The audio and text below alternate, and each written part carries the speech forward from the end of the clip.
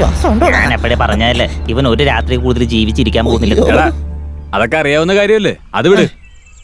ചേട്ടാ ഇത് കൊന്നതാണോ ആത്മഹത്യയാണോ? എടാ നീ ഈ നേരത്ത് CID ദാസം കളിക്കാൻ നിൽക്കല്ലേ? കൊന്നതാണോ ആത്മഹത്യയാണോ? എടാ കൊന്നു കഴിഞ്ഞാൽ ആരെങ്കിലും ഇതുപോലെ ഉസൈൻ ബോൾട്ടിനെ പോലെ കിടത്തിട്ട് പോകൂടാ. ഒന്നും മിണ്ടാതിരിക്കും. ഒരു സംശയം വേണ്ട, അത് കൊലപാതകം തന്നെ. ഇത് ആത്മഹത്യ തന്നെ. കൊലപാതകമാണെന്ന്. ആത്മഹത്യ കൊന്നതാണോ ആത്മഹത്യയാണോ എന്ന് ഒരാൾക്ക് മാത്രമേ അറിയൂ. പക്ഷെ അയാൾ ഒരിക്കലും പുറത്തു പറയില്ല. ആര്? എന്താ പുറത്തു പറയാത്തെ? അതറിയാവുന്നത് ഇവനാ. കളിയാക്കുന്നോടോ. താനെന്തിനാ കവളത്തും കൈവച്ചിരിക്കുന്നത്? അടിച്ചത് അവനെയല്ലേ? ജാക്കി പക്ഷെ വേദനിച്ച് എനിക്കാടാ. നിന്നെയൊക്കെ അവിടെ ജോലിക്ക് വെച്ചില്ലേ? ആ ഓണറെ പറഞ്ഞാ മതി. പിന്നെ ഇവനെയൊക്കെ ഏതെങ്കിലും ക്യാമ്പസിൽ പോയി വാർത്തെടുത്തോണ്ട് വരാൻ പറ്റുമോ? എടാ ഈ നേരത്തെ അലവലാതിയെ പറ്റി എന്തിനാണ് ഇങ്ങനെ പറയുന്നേ? ആ ഓണർക്ക് ഒരു വിവരമില്ല. വെള്ളിയാഴ്ച നിന്നെയൊക്കെ അവിടെ ജോലിക്ക് വെച്ചില്ലേ? എന്റെ തലയ്ക്ക് വേണം അടിക്കാൻ. ചെരിപ്പെടുത്ത് അടിക്കണമായിരുന്നു. പോയി വെള്ളം എടുത്തോളൂ. കണ്ടോടാ, മരിച്ചു കഴിഞ്ഞാൽ കർമ്മമെങ്കിലും ചെയ്യണ്ടേ? ഇയാളിച്ചിരി വെള്ളം കൂടെ ഒഴിവാക്കുക. കർമ്മം ചെയ്യാനുള്ള കാശ് പോലും മുടക്കൂല പിശുക്കൻ. താനല്ലേ ഇവിടുത്തെ കുക്ക്? ജഗ് എവിടെ വെച്ചിരിക്കുന്നത്? ജഗ്ഗും മഗ്ഗും മഗ്ഗിന്റെ അടുത്ത് ജഗ് വെച്ചപ്പോ ഇയാളെന്താ കൈ കഴുകാൻ പോകണം? ജാക്കി അയാളത്തെ വെള്ളം തളിച്ചു കഴിഞ്ഞടാ. അവന്റെ മുഖത്തിനടുത്തേക്ക് അയാളുടെ മുഖം ഇപ്പൊ കൊണ്ടുപോവടാ. അവൻ ഉണരാൻ പോകുന്നടാ, പേടിച്ചോടാൻ പോകുന്നടാ. അതിന് തന്റെ മുഖം എന്റെ അടുത്തേക്ക് കൊണ്ടുവരുന്ന എന്തിനെ കണ്ടിട്ട് എന്നെ പേടിയൊന്നും മിണ്ടാതെ മാറി നിൽക്ക്. കെന്നഡി കെന്നഡി കണ്ണു പറഞ്ഞടാ. കെന്നഡി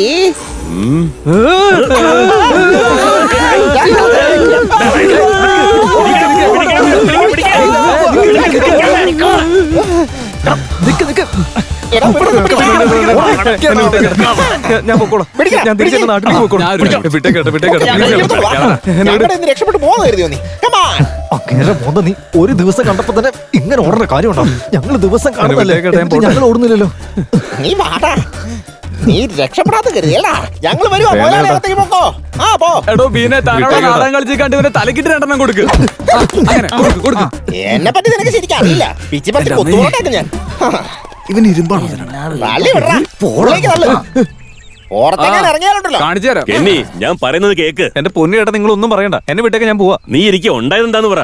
എന്താ ഉണ്ടായെന്നോ? പറഞ്ഞിട്ട് എന്താ കാര്യം? എന്നെ പറഞ്ഞാൽ മതിയല്ലോ. ഇന്നലെ ജോലി ഉണ്ടോന്ന് ചോദിച്ച് കയറി വന്നപ്പോ എന്റെ പേര് പോലും ചോദിക്കാതെ ഈ നമ്പറും ചിരിച്ച് എനിക്ക് ജോലി എടുത്തു തന്നില്ലേ? അപ്പോഴേ ഞാൻ ആലോചിക്കണായിരുന്നു. മനസ്സിലാവുന്ന ഭാഷ പറ. 15,000 രൂപ ശമ്പളം, 3 നേരം ഭക്ഷണം, ഇവിടെ തന്നെ താമസം, ഇവിടെ പ്രേതമെന്ന് പറഞ്ഞാ അതെന്തുകൊണ്ടാ പറയാഞ്ഞേ? പറഞ്ഞാ നീ അപ്പോഴേ പോകില്ല. ഇറങ്ങിപ്പോടാ.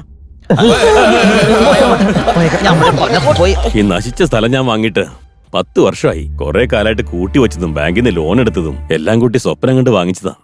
പറഞ്ഞാ നീ വിശ്വസിക്കില്ല. തുടക്കം മുതൽ ഇത് തന്നെ ഇവിടുത്തെ അവസ്ഥ. 4 വാച്ച്മാൻ ഓടിപ്പോയി, 2 പേരെ കാണാനുമില്ല. ഒരു സാധനം വച്ചാൽ വച്ചെടുത്തിരിക്കൂല. പാചകം ചെയ്യുന്നതൊക്കെ കേടായി പോകും. ഓരോ ദിവസം ഓരോ പ്രശ്നങ്ങളാ. ഈ പേടികൊണ്ട് ആരെങ്കിലും ഇവിടെ താമസിക്കുവോ എന്ന് കരുതി ഞാൻ ഇവിടെ നിക്കണമല്ലേ? അതല്ല പറഞ്ഞു വരുന്നേ. അല്ല, ഞാൻ പറഞ്ഞു വരുന്നത് 50 പേര് ജോലി തരുന്ന സ്ഥലം ഇത്. ഇപ്പൊ ആകെ കൂടി ഉള്ളത് 5 പേരാ. ഇങ്ങനെയുള്ള ഹോട്ടലിലൊക്കെ രാത്രിയെ തിരക്കുണ്ടാകുക. പക്ഷെ ഇവിടുത്തെ രാത്രിയിലത്തെ അവസ്ഥ കണ്ടല്ലോ. അതുകൊണ്ട് ഒരു ബിസിനസ്സും ഇല്ല. ഇതൊന്നും പോരാഞ്ഞിട്ട് ഇവിടെ അടുത്തുള്ള എസ്റ്റേറ്റിൽ ജോലി ചെയ്യുന്ന ആളുകളെ കള്ളു കുടിക്കാൻ വേണ്ടി അകത്തേക്ക് കയറി വന്നു. ഈ ഹോളിൽ 2 പേരുടെയും ഓഫീസിന്റെ പുറത്ത് 2 പേരുടെയും ബോഡി കണ്ടുവരും. അതിനുശേഷം ഈ പരിസരത്ത് നിന്നാരും തന്നെ ഇതിന്റെ അകത്തേക്ക് വന്നിട്ടില്ല. ബാങ്കിൽ നിന്ന് എടുത്ത ലോൺ തിരിച്ചടയ്ക്കാൻ പറ്റുന്നില്ല. പലിശയും കൂട്ടുപലിശയായിട്ട് ശ്വാസം മുട്ടി തുടങ്ങി. ഈ ഹോട്ടലിൽ വിൽക്കല്ലാതെ വേറെ വഴിയൊന്നും എനിക്കില്ല. പരിചയമുള്ള ആരെങ്കിലും ഒരാൾ ഈ സ്ഥലം വാങ്ങിക്കാൻ വരുമോ? ഇനിയിപ്പോ വന്ന കുറഞ്ഞ വിലയെ പറയുന്നത്. അവര് ചോദിക്കുന്ന വിലക്ക് കൊടുത്തു കഴിഞ്ഞാൽ ബാങ്ക് ലോൺ പോലും അടയ്ക്കാൻ തികയില്ല. നിങ്ങൾ പറയുന്നതൊക്കെ ശരിയായിരിക്കും. പക്ഷെ ഞാൻ ഇന്നലെ ചത്തിരുന്നെങ്കിലേ ആരെ സമാധാനം പറയാം? എല്ലാം ശരിയാക്കാൻ വേണ്ടി 1 ലക്ഷം രൂപ മുടക്കി വലിയൊരു പൂജാരിയെ കൊണ്ടുവന്ന് പൂജ നടത്തി. അങ്ങനെ ചെയ്താൽ ഈ നശിച്ച അവസ്ഥ മാറുമെന്ന് എന്നോട് പറഞ്ഞ്. 3 ആഴ്ച കുഴപ്പമൊന്നും കണ്ടില്ല. എല്ലാം ശരിയായെന്ന് വിചാരിച്ചിരുന്നു. അപ്പൊ കഴിഞ്ഞ ആഴ്ച ജോലിക്കാരെ ആവശ്യമുണ്ടെന്ന് പറഞ്ഞ് പരസ്യം കൊടുത്ത് ഞങ്ങള്. നീ ഇങ്ങോട്ട് വന്നു. പക്ഷെ നിന്റെ കാര്യത്തിൽ എനിക്ക് അത്ഭുതം തോന്നുന്നേ. ഇവിടെ താമസിച്ച ഒരാളെയും പിറ്റേ ദിവസം ഞാൻ ജീവനോടെ കണ്ടിട്ടില്ല. പക്ഷെ നിനക്കൊന്നും പറ്റിയില്ല.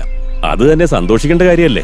എന്താ സന്തോഷമല്ലേ? വേറെ ആരെങ്കിലും ആയിരുന്നില്ലേ തന്നെ വെട്ടി കൊന്നേനെ. നിന്നെ മാത്രം ഒന്നും ചെയ്തില്ലെന്നുണ്ടെങ്കിൽ നിനക്കെന്തോ പ്രത്യേകത ഉണ്ടെന്നല്ലേ അതിന്റെ അർത്ഥം? കാരണത്തിന് 2 കിട്ടിയതിന്റെ വേദന എനിക്കറിയൂ. എന്നെ വിട്ടേക്ക് പോന്നു ചേട്ടാ, ഞാൻ പോവാ. കെന്നി കെന്നി കെന്നി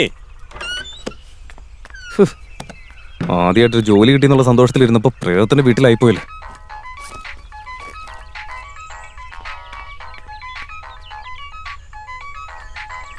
ആ മൊട്ടത്തലയും കയ്യിൽ ബൈബിൾ ഉണ്ടോന്ന് ചോദിച്ചപ്പോഴേ ഞാൻ ആലോചിക്കേണ്ടതായിരുന്നു.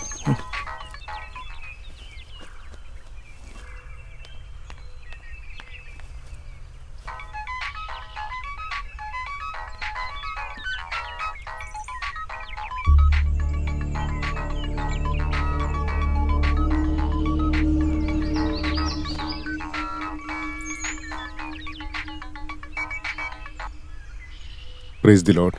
Good morning father. നീ ഉറങ്ങായിരുന്നു കെന്നി? ഞാനിവിടെ നിന്ന് ഇറങ്ങാൻ നിൽക്കാം.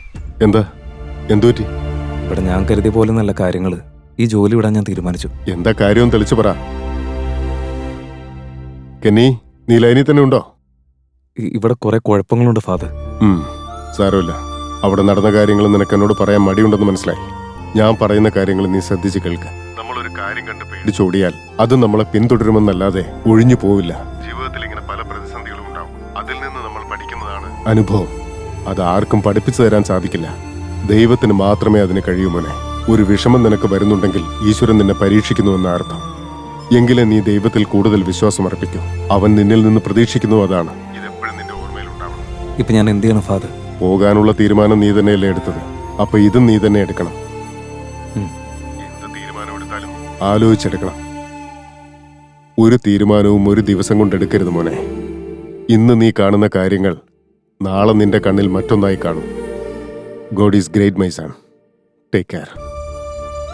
നമ്മളൊരു കാര്യം കണ്ട് പേടിച്ചോടിയാൽ അത് നമ്മളെ പിന്തുടരുമെന്നല്ലാതെ ഒഴിഞ്ഞു പോവില്ല. ജീവിതത്തിൽ ഇങ്ങനെ പല പ്രതിസന്ധികളും ഉണ്ടാവും. അതിൽ നിന്ന് നമ്മൾ പഠിക്കുന്നതാണ് അനുഭവം. അത് ആർക്കും പഠിപ്പിച്ചു തരാൻ സാധിക്കില്ല. ഞാൻ ഇവിടെ തന്നെ നിന്നോളാം. സത്യമാണ് നീ പറയുന്നേ. ഒരു NRI പാർട്ടി വന്ന് വീണിട്ടുണ്ട്. മിക്കവാറും 2 ദിവസത്തിൽ വിറ്റുപോകും. നിന്റെ മരണം നിശ്ചയിക്കപ്പെട്ടിരിക്കുന്നു.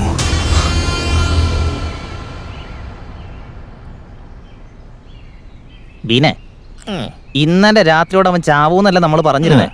എന്നിട്ട് ഇന്ന് അവൻ ടൂർ പോയി തിരിച്ചു വന്ന പോലെ നമ്മുടെ മുമ്പില് കോട്ടുമായിട്ട് നടക്കുന്നത് കണ്ടില്ലേ?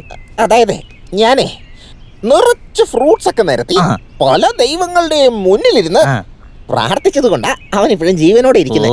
ഇങ്ങോട്ടൊന്നും തിരിഞ്ഞേ.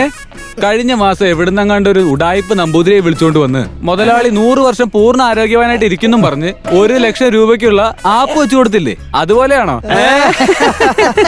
ഇങ്ങനൊരു ഉടായിപ്പ്. നീയൊക്കെ ചിരിക്കുന്നതിനും ജീവനോടെ ഇരിക്കുന്നതിനും കാരണം തന്നെ ഞാൻ നടത്തിയ പൂജയാ. നിനക്കൊന്നും അത് പറഞ്ഞാൽ മനസ്സിലാവില്ല. അത് ഞാനും ദൈവവും തമ്മിലുള്ള അണ്ടർസ്റ്റാൻഡിംഗ്. മൊട്ടെ, എത്ര കാലം ഇങ്ങനെ ആരും വിശ്വസിക്കാത്ത കഥ ഇങ്ങനെ പറഞ്ഞോണ്ടിരിക്കും. എന്റെ പൂജ ഇങ്ങനെ കളിയാക്കാൻ പാടില്ല. നിന്റെ കൈയും കാലും തളർന്നു. അങ്ങനെ പറയേ. ഇവനെന്തിനാ ഇങ്ങോട്ട് വരുന്നേ? എന്നാടാ നിലാവത്ത് അഴിച്ചുവിട്ട കോഴിയെപ്പോലെ നടക്കുക. ഇന്നലെ തിങ്കളാഴ്ച, അതാ രക്ഷപ്പെട്ടെ. ഇന്ന് വെനസ്ഡേ, ചൊവ്വാഴ്ച. ഇതുപോലത്തെ ഒരു ചൊവ്വാഴ്ച 30 വർഷത്തിൽ ഒരിക്കൽ മാത്രം വരുന്നതാണത്രേ. ഇന്നെന്താവും നമുക്ക് കാണാം. 30 അല്ല 15 അല്ല 12 2. എന്റെ ദൈവമേ, പ്രേതത്തിനോട് വരെ പറഞ്ഞു നിൽക്കാം. ഇവന്മാരോട് പറഞ്ഞു നിൽക്കാനാണല്ലോ കഷ്ടപ്പെടുന്നേ. അണിശങ്കര അമ്മച്ചി.